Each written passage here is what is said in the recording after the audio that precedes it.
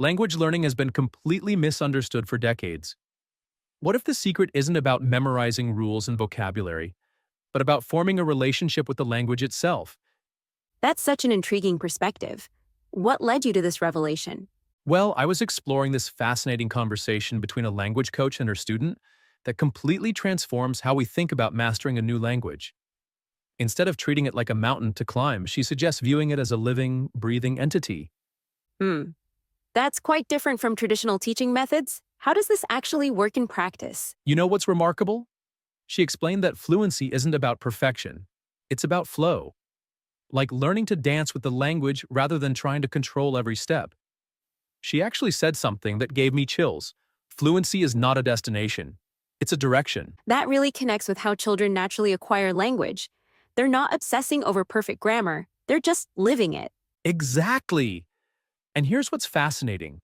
Those moments of confusion and frustration that every language learner experiences, she reframes them as signs of growth, like your brain literally rewiring itself to accommodate new patterns of thinking.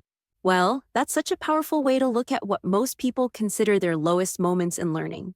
And get this, the student had this incredible realization where he started seeing English not just as a tool, but as a mirror reflecting his own habits, limitations, and fears. It's like, well, imagine discovering that learning a language is actually teaching you about yourself. That's really profound. How did the coach suggest dealing with those moments of self-discovery? So she had this brilliant perspective. She said we should stop asking, when will I finish? And start asking, how deeply can I go? It's like, you know how watching a garden grow is invisible day to day, but suddenly you realize how far things have come? That must completely change the emotional experience of learning. Oh, it does. And here's what really struck me. She talked about how every word carries the breath of its speaker, and every sentence is like a fingerprint of the mind that shaped it.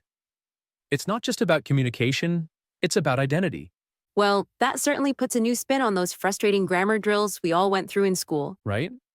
And she emphasized something crucial about trust over control, suggesting that mastery begins when you stop fearing mistakes and start trusting your instincts.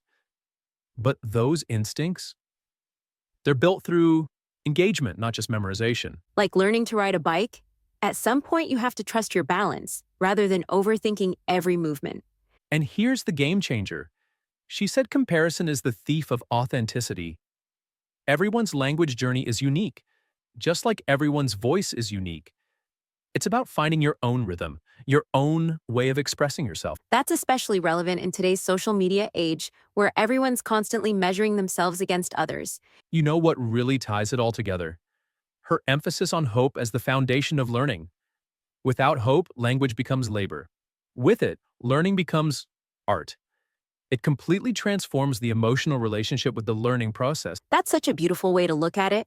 It really changes everything from obligation to opportunity. And looking at the bigger picture, these insights apply to learning anything new, whether it's a language, an instrument, or even developing relationships. It's all about patience, trust, and embracing the journey rather than rushing to some imaginary finish line. Well, that certainly gives us all something to think about in our own learning journeys.